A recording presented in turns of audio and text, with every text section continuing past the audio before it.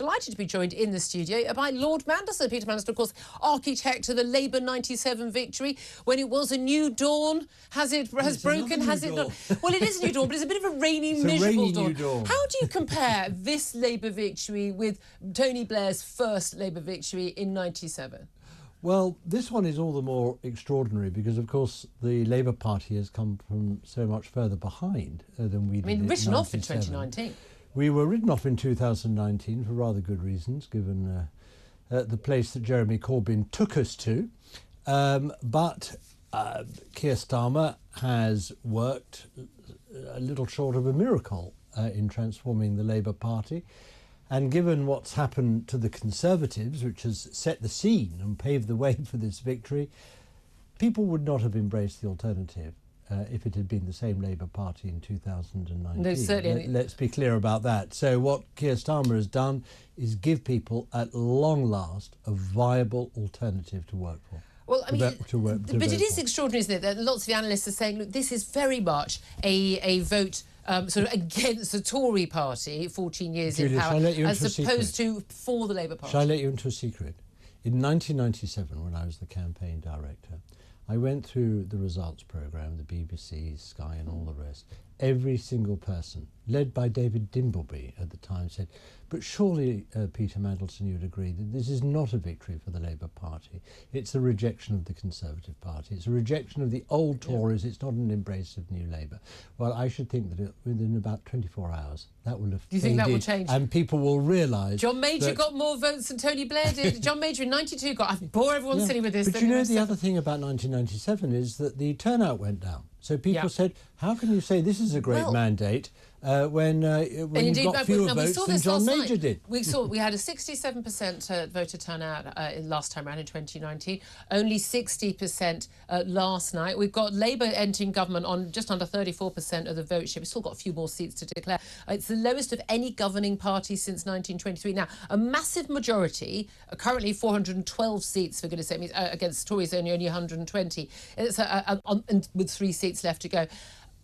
In terms of that majority, there's a massive bonus to that for a new Prime Minister. He can basically put through any measures he wants.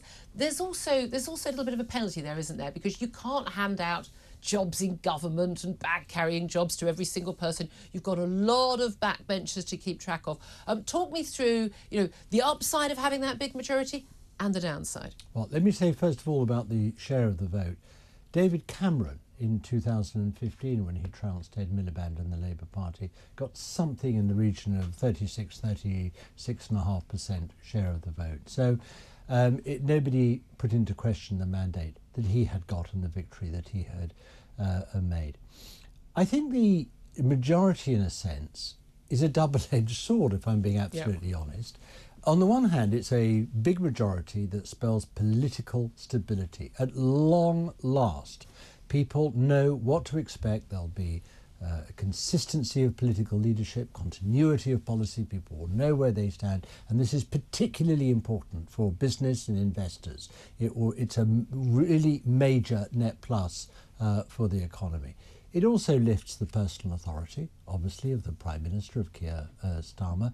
And frankly, it sends a message to people who might think there's an opportunity here to start rocking the boat. Well, they're not going to have the numbers, they're not going to have the leverage in order to rock that boat. The downside is that people think, well, huge majority, everything can be done at once. Yeah. It somehow transforms the situation and everything will be easier to achieve. And this is the key thing. Of course, that doesn't. That in trade. Now, we've got Rishi Sunak. He's set to speak outside Downing Street in just a few moments. Hopefully, if it is still raining, he's got his umbrella. The King has arrived at Buckingham Palace too, ready to receive Rishi Sunak after he speaks on the steps. I've done it as well. He's not speaking on the steps outside Downing Street. And then, of course, we'll be hearing from Keir Starmer after he has gone to the palace as well. And then he'll be speaking in number 10 as well.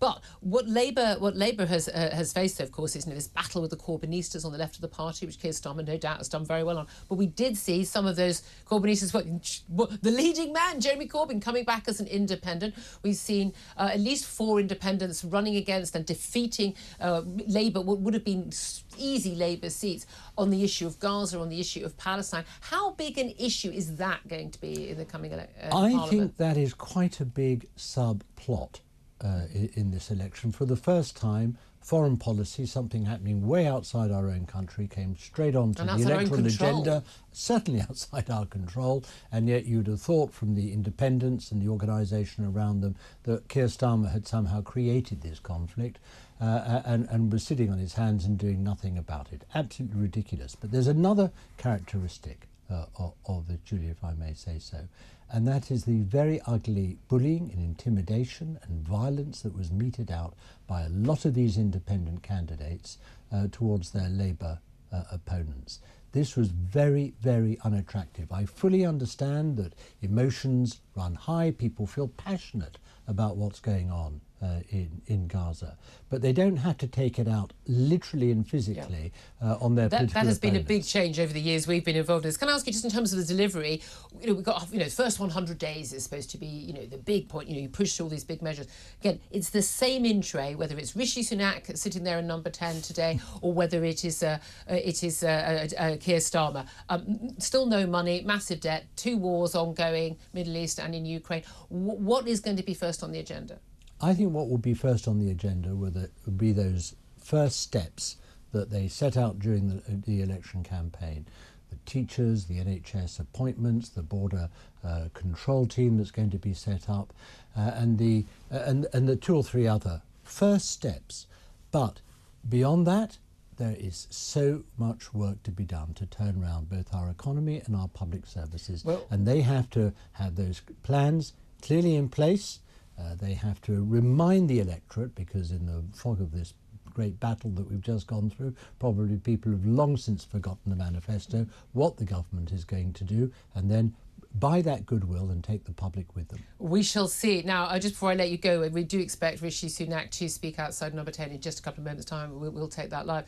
But Lord Manderson, you've been a Labour MP. You're now a Labour peer. We've seen one other Tory peer returning as Foreign Secretary, David Cameron. Fancy returning to the front line as Foreign Secretary? I am going to return. I am going to return. To the people from whence I came. By which I don't mean Hartlepool, and I'm very glad we regained Hartlepool last night, but I'm going to go back to the sheep and the cattle and the horses where I live in the countryside. Will you take a job in the Labour I front will bench? do absolutely anything and everything to help support this government. That's a yes, isn't it? Short of taking a job in the government. You will not take a job if offered? I'm not lining up to do a job very in this non-committal government. there. Lord No. very much appreciate you heard it from me first. I'm not sure what we heard, though, there. I still can't work it out. I have to let you go. Thank you so much for joining us. Very much appreciate that. That's Lord Peter Manderson, of course.